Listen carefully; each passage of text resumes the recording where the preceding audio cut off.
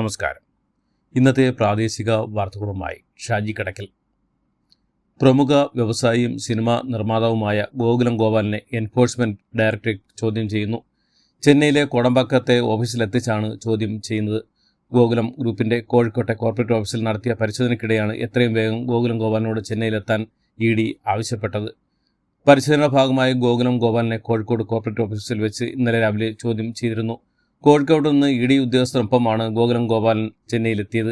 കോഴിക്കോട് രാവിലെ 11:30 ആരംഭിച്ച പരിശോധന 3 മണിയോടെയാണ് അവസാനിച്ചത്. അതേസമയം ചെന്നൈയിലെ ഗോകുലത്തിന്റെ ഓഫീസുകളിൽ നടന്ന പരിശോധന 10 മണിക്കൂർ പിന്നിട്ടിരുന്നു. വാർത്തകൾ വിശദമായി. ഗോകുലം ഗോപാലിന്റെ സ്ഥാപനങ്ങളിലെ ED റെയ്ഡും എമ്പുരാൻ സിനിമയുമായി ബന്ധപ്പെട്ട വിവാദം തമ്മിൽ ബന്ധമില്ലെന്ന് BJP നേതാവും മുൻ കേന്ദ്ര മന്ത്രിയുമായ V മുരളീധരൻ. രാഷ്ട്രീയ വിരോധത്തിന്റെ പേരിലല്ല ഗോകുലം ചിട്ടി കമ്പനി ഓഫീസിൽ ED റെയ്ഡ് നടത്തുന്നതെന്നും എമ്പുരാൻ സിനിമ വിവാദമായി റെയ്ഡിനെ ബന്ധിപ്പിക്കേണ്ട കാര്യമില്ലെന്നും സിനിമയായി മാത്രം കാണണമെന്നുമാണ് BJP നിലപാടെന്നും V മുരളീധരൻ പറഞ്ഞു.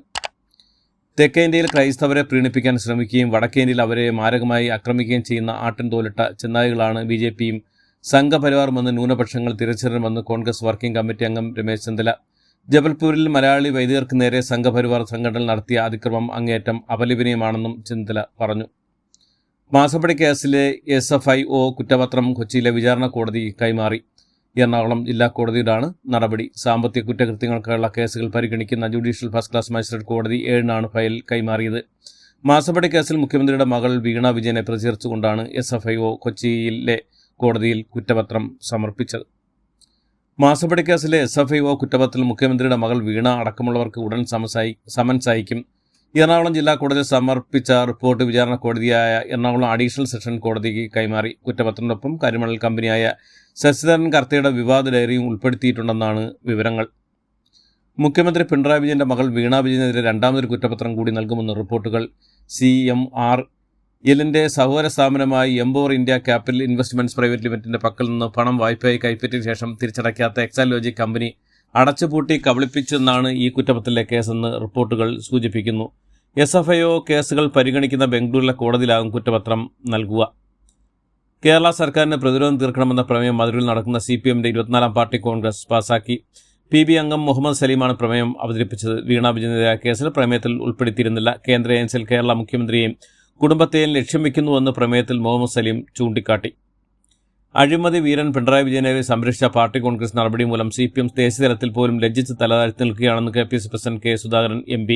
പാർട്ടി കോൺഗ്രസിൽ ബോംബ് വീണിട്ടും ആളനക്കമില്ല. ഒരു ലക്ഷം പോലും എതിർത്ത് പറയാൻ നട്ടുള്ള ഒരു നേതാവ് പോലും ആ പാർട്ടിയിൽ ഇല്ലാതെയെന്നും അഴിമതിയിൽ മുങ്ങിയ CPMന്റെ അന്തകനും ആരാച്ചാരുമായി പിണറായി വിജയൻ മാറിയെന്നും സുധാകരൻ അഭിപ്രായപ്പെട്ടു. വിഷുവിന് മുന്നോടിയായി ഒരു ഗഡു ക്ഷേമ പെൻഷൻ കൂടി അനുവദിച്ചായി ധനകാര്യമന്ത്രിയുടെ ഓഫീസ് അറിയിച്ചു. സാമൂഹ്യ സുരക്ഷാ ക്ഷേമനിധി പെൻഷൻ ഗുണഭോക്താക്കൾക്ക് ഏപ്രിൽ മാസത്തെ പെൻഷനാണ് വിഷുവിന് മുമ്പ് വിതരണം ചെയ്യുന്ന. ഇതിനായി 820 കോടി രൂപ അനുവദിച്ചായി ധനകാര്യമന്ത്രി KN ബാലഗോപാൽ അറിയിച്ചു. മലപ്പുറത്ത് ഈഴവർക്ക് തൊഴിലുറപ്പ് മാത്രമേ ഉള്ളൂ എന്നും ഇവർ വോട്ടുകുത്തിയ യന്ത്രങ്ങളാണെന്നും SNDP യോഗം ജനറൽ സെക്രട്ടറി വെള്ളാപ്പള്ളി നടേശൻ. ഇവിടെ പിന്നോക്ക വിഭാഗം സംഘടിപ്പിച്ച് വോട്ട് ബാങ്കായി നിൽക്കാത്തതാണ് അവഗണനയ്ക്കുള്ള കാരണമെന്നും രാഷ്ട്രീയ സാമ്പത്തിക വിദ്യാഭ്യാസ നിധി ഈഴവർക്ക് കിട്ടുന്നില്ലെന്നും മലപ്പുറം ചുങ്കത്തറയിൽ നടന്ന SNDP സമ്മേളനത്തിൽ വെള്ളാപ്പള്ളി പറഞ്ഞു.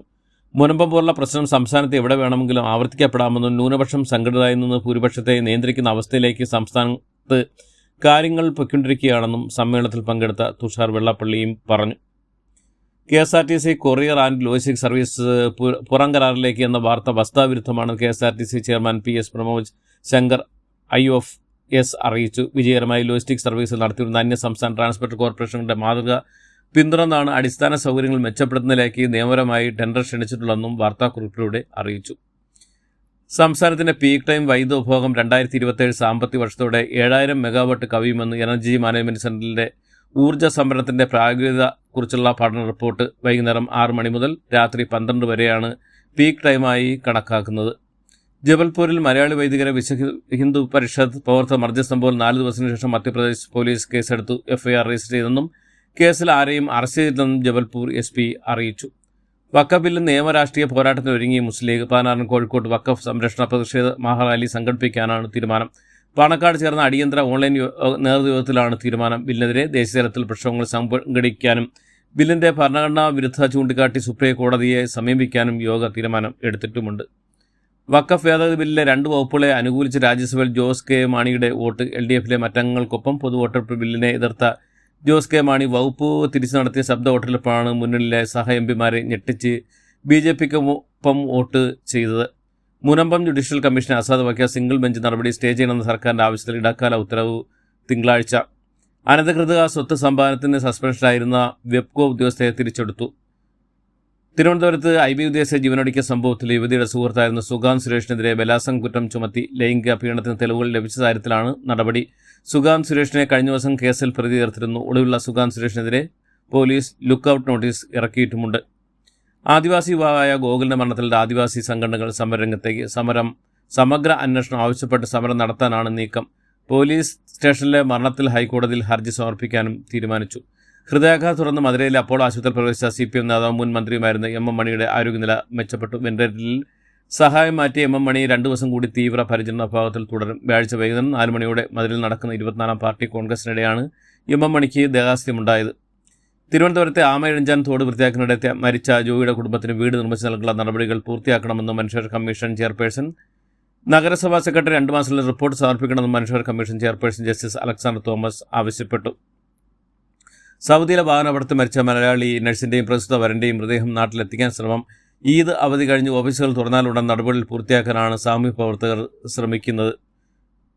താമരശ്ശേരി കൊരങ്ങോട്ട് കരിങ്കൊലക്കേസിൽ 11 വർഷ ശേഷം ക്രൈംബ്രാഞ്ച് കുറ്റപത്രം സമർപ്പിച്ചു.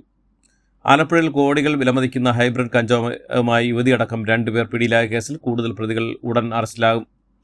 കക്കാടംപൊയിലെ ഒരു റിസോർട്ടിൽ പൂളിൽ മുങ്ങി 7 വയസ്സുകാരന് ദാരുണാന്ത്യം. AICC ജനസമ്മേളനം 8-9 തീയതിയിൽ ഗുജറാത്തിൽ വെച്ച്. പ്രധാനമന്ത്രി നരേന്ദ്രമോദി 3 ദിവസ സന്ദർശനത്തിനായി ശ്രീലങ്കയിലെത്തി. കർണാടകയിലെ ദാവണഗരയിൽ സ്വകാര്യ ബസ്സിൽ യുവതി കൂട്ടബലാത്സംഗത്തിനിരയായി. യുവതിയുടെ മക്കൾ നോക്കി നിൽക്കുകയാണ് ഈ ദാരുണമായ സംഭവം ഉണ്ടായത്. വ്യത്യസ്തമായ പ്രതിഷേധത്തിന് വേദിയായ CPM പാർട്ടി കോൺഗ്രസ് സുഭാഷിണി അലി ഉയർത്തിയ പാലസ്തീൻ ഐക്യദാർഢ്യ മുദ്രാവാക്യങ്ങൾ പ്രതികൾ ഏറ്റുചൊല്ലി. വഖഫ് നിയമ ഭേദഗതി ബില്ലിനെതിരെ കോൺഗ്രസ് സുപ്രീം കോടതിയിൽ ഹർജി സമർപ്പിച്ചു. തമിഴ്നാട് BJP പ്രസിഡന്റ് സ്ഥാനം K. അണ്ണാമല ഒഴിയുന്നു. US പ്രസിഡന്റ് ഡൊണാൾഡ് ട്രംപ് വിവിധ രാജ്യങ്ങൾക്ക് പകരച്ചുങ്കം പ്രഖ്യാപിച്ച പിന്നിൽ ലോകത്തെ ധനികരുടെ സമ്പത്തിലുണ്ടായ വൻ ഇടിവ്. ട്രംപിന്റെ പകരച്ചുങ്ക പ്രഖ്യാപിച്ച പിന്നിലെ ഓഹരികളിൽ കൂപ്പിക്കുത്തിയോടെയാണ് ലോകത്തെ 500ഓളം കോടിയുടെ സാമ്പത്തിക ഇടിവ് രേഖപ്പെടുത്തിയത്. ഇതോടുകൂടി ഇന്നത്തെ വാർത്തകൾ അവസാനിക്കുന്നു. എല്ലാവർക്കും നന്ദി, നമസ്കാരം.